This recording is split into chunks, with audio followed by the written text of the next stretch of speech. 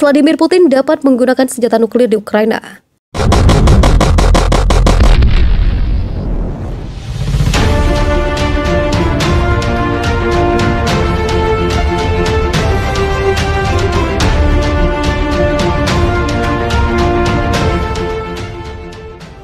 Anggota Parlemen Inggris Tobias Ellwood meminta para pemimpin Barat untuk melipat gandakan upaya mereka untuk memimpin agenda saat ini, memperingatkan masa depan yang gelap di Eropa jika Rusia mengamankan tujuan politiknya di Ukraina.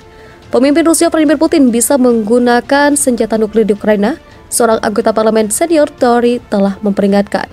Tobias Ellwood, Ketua Commons Defense Select Komite Pemilihan Pertahanan, mendesak pemerintah untuk mulai menjatuhkan sanksi setiap hari pada Rusia untuk memblokir ambisi politik Putin di Ukraina. Membuat pernyataan beberapa jam sebelum dia memerintahkan pasukannya untuk menyerang Ukraina, Putin mengatakan membual tentang senjata mutakhir yang harus diberikan Rusia. Dia mengatakan dalam sebuah pidato TV mengenai urusan militer, bahkan setelah pembubaran Uni Soviet dan kehilangan sebagian besar kemampuannya, Rusia saat ini tetap menjadi salah satu negara nuklir paling kuat. Selain itu, ia memiliki keunggulan tertentu dalam beberapa senjata mutakhir. Dalam konteks ini, tidak ada keraguan bagi siapapun bahwa calon agresor akan menghadapi kekalahan dan konsekuensi yang tidak menyenangkan jika menyerang negara kita secara langsung. Mr. Ellwood mengatakan kepada BBC, "Jika saya memiliki keprihatinan, saya tidak akan menempatkan di luar Putin untuk membungkuk ke taktik radikal untuk mengamankan kemenangan. Dia tidak bisa gagal dan taruhannya memang sangat-sangat tinggi. Kita perlu terus mendukung Ukraina, tidak hanya dengan kekuatan keras tetapi juga dengan bantuan kemanusiaan. Kami juga menekan Rusia, saya tidak berpikir satu hari akan berlalu ketika inisiatif baru tidak diumumkan. Hari ini kami telah meluncurkan batasan pada SWIFT. Besok seluruh Eropa harus mengirim pulang duta besar Rusia kembali ke Moskow. Mari kita undang Swedia dan Finlandia untuk bergabung dengan NATO. Selama berbulan-bulan kami bermain mengejar, kami sekarang harus mulai mengendalikan agenda." Ketika ditekan tentang jenis senjata apa yang dia maksud, Ellwood menambahkan, "Kami telah melihat apa yang dia lakukan di Suriah misalnya. Dia pasti dapat menggunakan sistem senjata lain yang belum diuji atau yang biasa kami gunakan."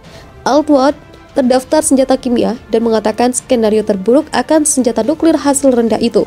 Ledakan besar menerangi langit pada Minggu pagi di dekat ibu kota Kiev, di mana orang-orang berjongkok di rumah-rumah ketika pasukan Rusia berjuang untuk mendapatkan gerakan di Ukraina.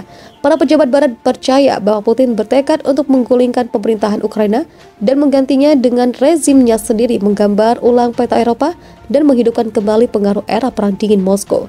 Inggris, Amerika Serikat, dan Uni Eropa telah sepakat untuk memblokir bank Rusia terpilih dari sistem pesan keuangan global SWIFT, yang memindahkan uang ke lebih dari 11.000 bank dan lembaga keuangan lainnya di seluruh dunia.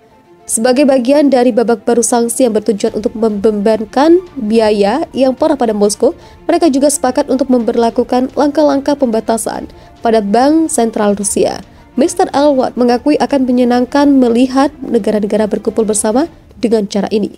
Putin mengirimkan pasukan ke Ukraina setelah berminggu-minggu menyangkal bahwa dia bermaksud melakukannya. Dalam beberapa bulan terakhir, dia telah membangun kekuatan hampir 200.000 tentara di sepanjang perbatasan negara. Dia mengklaim Barat telah gagal untuk menganggap serius masalah keamanan Rusia dengan NATO, aliansi militer Barat yang dicita-citakan Ukraina untuk bergabung. Putin juga telah menyatakan cemoohan tentang hak Ukraina untuk hidup sebagai negara merdeka. Perang Rusia-Ukraina tengah diawasi oleh seluruh dunia saat ini. Kekhawatiran media dan berbagai lembaga penelitian intelijen semua negara adalah kemungkinan terjadi perang dunia ketiga dari konflik Ukraina. Peneliti senior di Center for Security Policy dan editor Asia Times, Stephen Bryan, memaparkan konflik ini jika ditangani dengan salah oleh Presiden Amerika Serikat Joe Biden dan NATO, maka akan terjadi perang nuklir.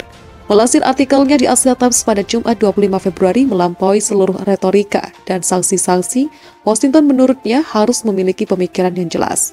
Memang tidak harus terburu-buru, tapi perlu untuk keamanan masa depan dunia. Menurut Bryan, Amerika Serikat harus tetap membuat Rusia tenang dan menghindari perang yang akan menyebar secara cepat jika tidak ditahan. Kemungkinan terburuk adalah jika Rusia akan menggunakan senjata-senjata nuklir. Rusia dipenuhi dengan senjata-senjata strategis dan senjata nuklir taktis, dan operasi militer terus-terusan meningkatkan penggunaan, baik secara bertahap maupun dalam satu waktu. Tak ada yang bisa tahu secara pasti. Bryan mengatakan Amerika Serikat dan mitra NATO telah secara arogan mendorong Ukraina untuk menjadi anggota NATO, mengatakan lewat deklarasi Bucharest April 2008 lalu jika mereka berniat memasukkan Georgia dan Ukraina ke sistem NATO. NATO disiapkan sebagai persekutuan pertahanan melawan ancaman Soviet. Ketika Uni Soviet runtuh dan Pakta Warsawa hadir untuk gencatan senjata, NATO yang seharusnya tidak dilanjutkan akan muncul lagi sebagai pinjaman negara-negara yang baru merdeka di timur Eropa, dari Baltik sampai ke Romania dan selebihnya. Secara logisnya, memasukkan Georgia dan Ukraina akan masuk akal, kecuali ada perang di Georgia dan Rusia datang mengakhiri kemerdekaan Georgia. Rusia menduduki Georgia untuk mengambil 2 provinsi dari Georgia, yaitu Ossetia Selatan dan Abkhazia. Perang itu dipicu oleh dorongan NATO ke selatan dan barat dan Rusia memutuskan perlunya buffer atau penyeimbang melawan NATOisasi. Namun perang di Georgia bisa jadi lebih buruk seperti dipaparkan Brian. Alih-alih memikirkan ulang antusiasme NATO untuk ekspansi NATO melanjutkan, kini dengan Ukraina berlatih dan membangun pasukan Ukraina dengan dorongan Washington. Washington dan Eropa telah memainkan peran penting mendorong Ukraina ke barat dan membangun narasi melawan Rusia. Hal ini telah memperburuk situasi dan kondisi yang mana keseimbangan kekuatan geopolitik secara negatif berubah melawan kepentingan keamanan nasional Rusia. Rusia mengambil alih Crimea tahun 2014 dalam pelabuhan penting Sevastopol menuju Black Sea. Rusia juga mendorong wilayah Donbas yang diisi warga Rusia untuk pisah dari Ukraina dan memerdekakan diri menjadi Republik Rakyat Donetsk dan Luhansk. Gerakan-gerakan ini menurut Brian termasuk dalam reaksi-reaksi pertama aktivitas ekspansi NATO. Satu-satunya hal mengejutkan adalah perlu 6 tahun bagi Rusia untuk menyerang dan melakukan ini sejak deklarasi Bucharest. Namun hal itu tidak menghentikan NATOisasi seperti disampaikan Brian. Bahkan alih-alih mengubur NATOisasi, serangan Rusia justru memperkuat NATOisasi di Ukraina dengan dukungan penuh Washington yang menolak menerima tuntutan Rusia agar NATO jauh-jauh dari Ukraina.